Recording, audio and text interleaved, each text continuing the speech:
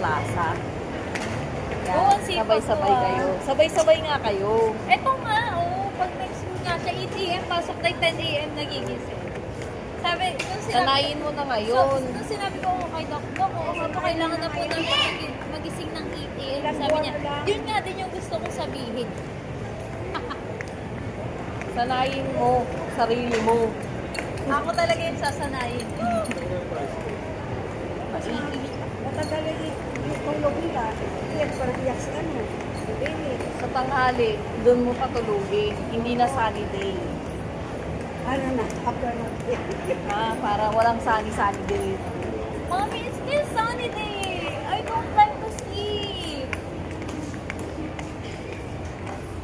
Daddy,